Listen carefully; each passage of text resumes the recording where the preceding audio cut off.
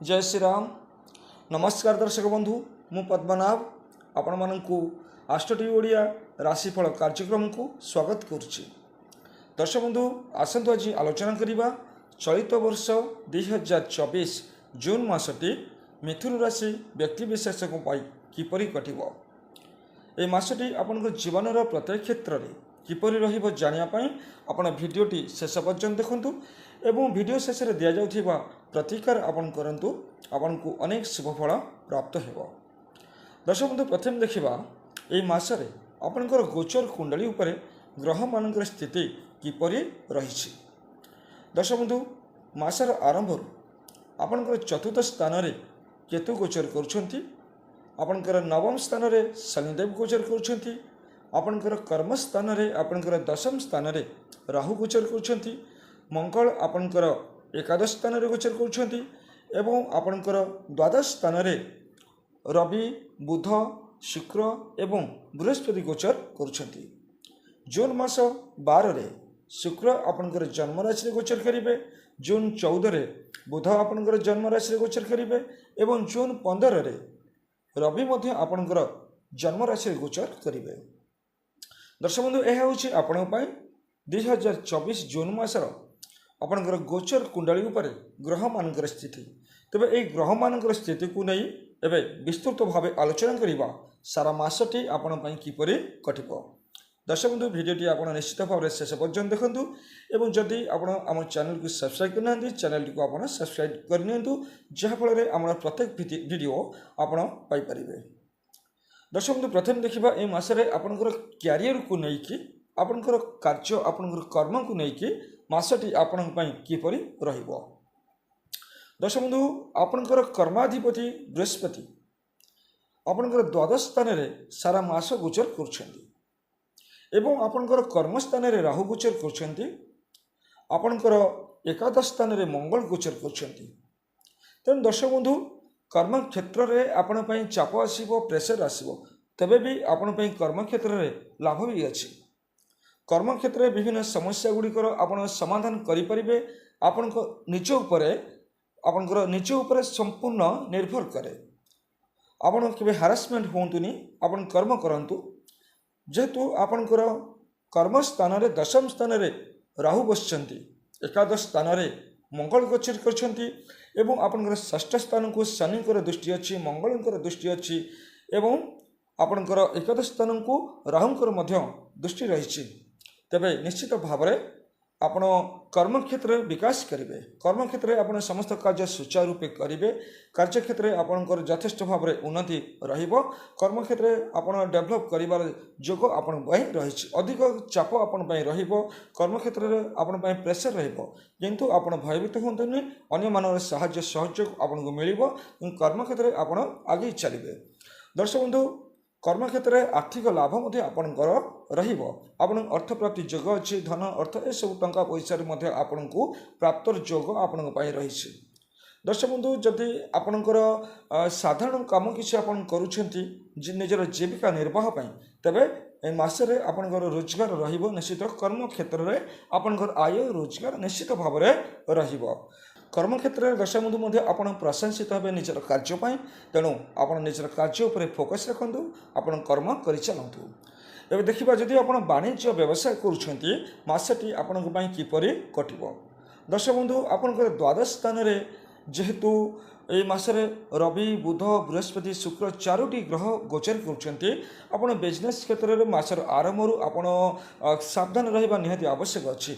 अधिक आपणकर किछि लॉस हेबार संभावना अछि, सेतिबे आपण सावधान रुहंतु। किंतु दर्शक बंधु मासर मध्य भाग परे परे आपणकर बिजनेस रे पुणी आपण पई सफलता आसी जिवो।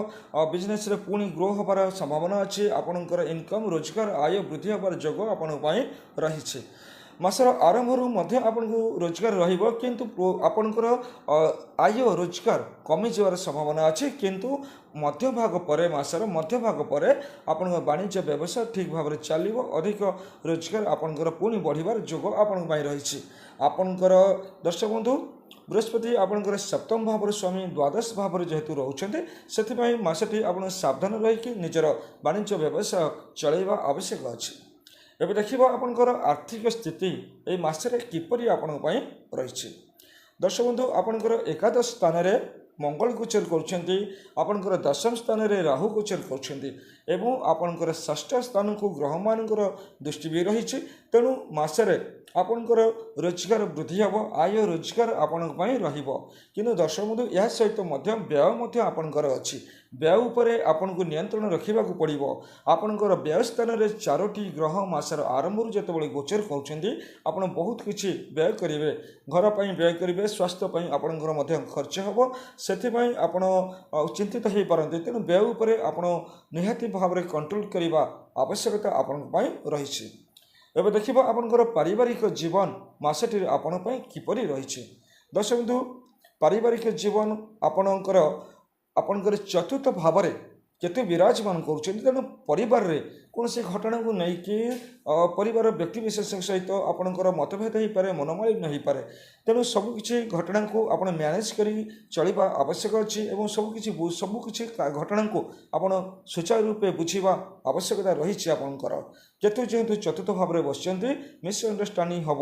କିନ୍ତୁ ଦର୍ଶକ ବନ୍ଧୁ, ବୃହସ୍ପତି ମଧ୍ୟ ଆପଣଙ୍କର ଚତୁର୍ଥ ସ୍ଥାନକୁ ଦେଖୁଛନ୍ତି ଏବଂ ଆପଣଙ୍କର ଚତୁର୍ଥ ସ୍ଥାନକୁ ବୃହସ୍ପତି ଦେଖିବା ଫଳରେ ଆପଣଙ୍କର ସବୁ ମ୍ୟାନେଜ୍ କରିପାରିବେ। ଆପଣଙ୍କ ନିଜ ଉପରେ ନିର୍ଭର କରେ, ଆପଣ ଚାହିଁଲେ ସବୁ ମ୍ୟାନେଜ୍ କରିପାରିବେ ଏବଂ ପରିବାରରେ ନିଶ୍ଚିତ ଭାବରେ ଆପଣଙ୍କର ହସ ଖୁସି ସମୃଦ୍ଧି ନିଶ୍ଚୟ ରହିବ। ଏବଂ ଦର୍ଶକ ବନ୍ଧୁ, ଯାନବାହନ ଚଳାଇବା ସମୟରେ ଆପଣ ଆଦୌ ଅନ୍ୟମନସ୍କ ହୁଅନ୍ତୁ ନାହିଁ। ଆପଣଙ୍କର ସମ୍ପତ୍ତିଗତ ସମସ୍ୟା କିଛି ସୃଷ୍ଟି ହୋଇପାରେ, ସେଥିପାଇଁ ମଧ୍ୟ ଆପଣ ସାବଧାନ ରହିବା ଆବଶ୍ୟକତା ଆପଣଙ୍କ ପାଇଁ ରହିଛି। ଦର୍ଶକ ବନ୍ଧୁ, ଯଦି ଆପଣ ମ୍ୟାରେଜ୍ କରିଛନ୍ତି ତେବେ ଆପଣଙ୍କର ସପ୍ତମ ଭାବର ସ୍ୱାମୀ ଯେହେତୁ ଆପଣଙ୍କର ଦ୍ୱାଦଶ ସ୍ଥାନରେ ରହୁଛନ୍ତି ବୃହସ୍ପତି ଏବଂ ଦ୍ୱାଦଶ ସ୍ଥାନରେ ବୁଧ ଶୁକ୍ରଙ୍କ ସହିତ ମଧ୍ୟ ଅଛନ୍ତି, ଏହି ସମୟରେ ଆପଣଙ୍କର ମ୍ୟାରେଜ୍ ଲାଇଫ୍ ବହୁତ ଭଲ ରହିଲେ ମଧ୍ୟ ଛୋଟ ଛୋଟ କଥାକୁ ନେଇକି ଆପଣଙ୍କର ମିସ୍ଅଣ୍ଡରଷ୍ଟାଣ୍ଡିଂ ହୋଇପାରେ। ତେଣୁ ଏହିସବୁ ଘଟଣାରୁ ଆପଣ ସାମାନ୍ୟ ଛୋଟ ଛୋଟ ଘଟଣାକୁ ଆପଣ ଆଭଏଡ଼ କରନ୍ତୁ। ଛୋଟ ଛୋଟ ସମସ୍ୟାରୁ ଆପଣ ଦୂରେଇ ରୁହନ୍ତୁ। ଯୁକ୍ତି ତର୍କ ବିବାଦ ଠାରୁ ଆପଣ ଦୂରେଇ ରହିବା ନିହାତି ଆବଶ୍ୟକ ଅଛି। ଏବଂ ଦର୍ଶକ ବନ୍ଧୁ, ମାସର ମଧ୍ୟଭାଗ ପରେ ଆପଣଙ୍କ ସମ୍ପର୍କ ବହୁତ ଭଲ ରହିବ। ଆପଣଙ୍କର ଅଣ୍ଡରଷ୍ଟାଣ୍ଡିଂ ମଧ୍ୟ ପରସ୍ପର ମଧ୍ୟରେ ବହୁତ ଭଲ ରହିବ। ଦର୍ଶକ ବନ୍ଧୁ, ଏବେ ଦେଖିବା ଏଜୁକେସନ୍ କ୍ଷେତ୍ରରେ ମାସଟି ଆପଣଙ୍କ ପାଇଁ କିପରି ରହିଛି। ଦର୍ଶକ ବନ୍ଧୁ, ବିଦ୍ୟାକାରକ ଗ୍ରହ ବୃହସ୍ପତି ଦ୍ୱାଦଶ ସ୍ଥାନରେ ଗୋଚର କରୁଛନ୍ତି ଏବଂ ଆପଣଙ୍କ ଦ୍ୱାଦଶ ସ୍ଥାନରେ ବୁଧାଦିତ୍ୟ ଯୋଗ ନିର୍ମାଣ ହୋଇଛି ଏବଂ ଆପଣଙ୍କର ପଞ୍ଚମ ସ୍ଥାନର ଅଧିପତି ଶୁକ୍ର ମଧ୍ୟ ଦ୍ୱାଦଶ ସ୍ଥାନରେ ରହିଛନ୍ତି। ତେଣୁ ଦର୍ଶକ ବନ୍ଧୁ, ଶିକ୍ଷା କ୍ଷେତ୍ରରେ ଆପଣଙ୍କୁ ଏହି ମାସରେ ଅଧିକ ପରିଶ୍ରମ ଆପଣ କରନ୍ତୁ ଏବଂ ମାସର ମଧ୍ୟଭାଗ ପରେ ଆପଣଙ୍କର ଜନ୍ମ ରାଶିରେ ବୁଧାଦିତ୍ୟ ଯୋଗ ନିର୍ମାଣ ରହିବ, ଯାହାଫଳରେ କି ଆପଣଙ୍କ ଶିକ୍ଷା କ୍ଷେତ୍ରରେ ଆପଣ ଉନ୍ନତି କରିବେ। ଆପଣ ସବୁ କିଛି ସମସ୍ୟା ଯାହା ଥିଲା ଏସବୁ ସମସ୍ୟା ଆପଣଙ୍କର ହଟିଯିବ। ଏବେ ଦର୍ଶକ ବନ୍ଧୁ, ଆପଣଙ୍କ ଲଭ୍ ଲାଇଫ୍କୁ ନେଇକି ଦେଖିବା, ଆପଣ ଲଭ୍ ଲାଇଫ୍ ଏ ମାସରେ କିପରି ରହିଛି। ଦର୍ଶକ ବନ୍ଧୁ, ଆପଣଙ୍କର ପଞ୍ଚମ ଭାବର ସ୍ୱାମୀ ଶୁକ୍ର ଆପଣଙ୍କ ଦ୍ୱାଦଶ ସ୍ଥାନରେ ବୃହସ୍ପତିଙ୍କ ସହିତ ରହୁଛନ୍ତି, ରବି ଏବଂ ବୁଧଙ୍କ ସହିତ ରହୁଛନ୍ତି। ତେଣୁ ଆପଣଙ୍କ ଲଭ୍ ଲାଇଫ୍ ବହୁତ ଭଲ ଅଛି, ଆପଣଙ୍କ ଭିତରେ ସମ୍ପର୍କ ବହୁତ ଭଲ ଅଛି। କିନ୍ତୁ ଛୋଟ ଛୋଟ ଘଟଣାକୁ ନେଇକି, ଛୋଟ ଛୋଟ କଥାକୁ ନେଇକି ଆପଣଙ୍କର ମିସ୍ଅଣ୍ଡରଷ୍ଟାଣ୍ଡିଂ ହୋଇପାରେ। ଏଥିପାଇଁ ଆପଣ ସାବଧାନ ରହିବା ଆବଶ୍ୟକତା ଅଛି। ଏବଂ ଦର୍ଶକ ବନ୍ଧୁ, ମାସର ମଧ୍ୟଭାଗ ପରେ ଆପଣଙ୍କର ଶୁକ୍ର ଜୁନ୍ 12ରେ ଆପଣଙ୍କ ଜନ୍ମ ରାଶିରେ ଆସୁଛନ୍ତି ଏବଂ ବୁଧ ଜୁନ୍ 12ରେ ମଧ୍ୟ ଆପଣଙ୍କ ଜନ୍ମ ରାଶିରେ ଆସୁଛନ୍ତି। ତେଣୁ ଆପଣଙ୍କର ଲଭ୍ ଲାଇଫ୍ ମାସର ମଧ୍ୟଭାଗରୁ ବହୁତ ଭଲ ଅଛି। ପରସ୍ପର ସହିତ ଆପଣଙ୍କ ରିଲେସନସିପ୍ ଷ୍ଟ୍ରଙ୍ଗ ହୋଇଯିବ। ଆପଣଙ୍କର ଅଣ୍ଡରଷ୍ଟାଣ୍ଡିଂ ବହୁତ ଭଲ, ଉଭୟଙ୍କ ମଧ୍ୟରେ ଅଣ୍ଡରଷ୍ଟାଣ୍ଡିଂ ବହୁତ ଭଲ ରହିବ। ଆପଣଙ୍କ ସମ୍ପର୍କ ଦୃଢ଼ ହେବାର ସମ୍ଭାବନା ଯଥେଷ୍ଟ ଭାବରେ ଆପଣଙ୍କ ପାଇଁ ରହିଛି। ଏବେ ଦେଖିବା ଦର୍ଶକ ବନ୍ଧୁ, ଏ ମାସରେ ଆପଣଙ୍କ ସୋସିଆଲ ଲାଇଫ୍ କିପରି ରହିଛି। ଦର୍ଶକ ବନ୍ଧୁ, ଯେହେତୁ ଆପଣଙ୍କର ଏକାଦଶ ସ୍ଥାନରେ ମଙ୍ଗଳ ଗୋଚର କରୁଛନ୍ତି ଏବଂ ଆପଣଙ୍କର କର୍ମସ୍ଥାନରେ ରାହୁ ଗୋଚର କରୁଛନ୍ତି, ସେ ସୋସିଆଲ ଲାଇଫ୍ ଆପଣଙ୍କ ପାଇଁ ବହୁତ ଭଲ ଅଛି। ସମାଜରେ ଆପଣଙ୍କର ମାନ ସମ୍ମାନ ପ୍ରାପ୍ତ ହେବ। ଆପଣଙ୍କର କର୍ମକ୍ଷେତ୍ରରେ ଆପଣ ସମ୍ମାନିତ ହେବେ। କର୍ମକ୍ଷେତ୍ରରେ ଆପଣଙ୍କ ପଦ ମର୍ଯ୍ୟାଦା ଆପଣଙ୍କୁ ମିଳିବ, ସମ୍ମାନ ଆପଣଙ୍କୁ ମିଳିଯିବ। କିନ୍ତୁ ଦର୍ଶକ ବନ୍ଧୁ, ଆପଣ କିଛି ଦୁଷ୍ଟ ବ୍ୟକ୍ତିଙ୍କ ଠାରୁ ଦୂରେଇ ରହିବା ନିହାତି ଆବଶ୍ୟକତା ଅଛି। ଏବେ ଦେଖିବା ଏ ମାସରେ ସ୍ୱାସ୍ଥ୍ୟକୁ ନେଇକି ଆପଣଙ୍କ ପାଇଁ କିପରି ରହିଛି। ଦର୍ଶକ ବନ୍ଧୁ, ମାସର ଆରମ୍ଭରୁ ଦ୍ୱାଦଶ ସ୍ଥାନରେ ଆପଣଙ୍କର ଅନେକ ଗ୍ରହ ଗୋଚର କରୁଛନ୍ତି ଏବଂ ଷଷ୍ଠ ସ୍ଥାନକୁ रवि षष्ठ स्थान को मंगलकर दृष्टि अच्छी, शनिकर दृष्टि अच्छी, राहुकर दृष्टि अच्छी।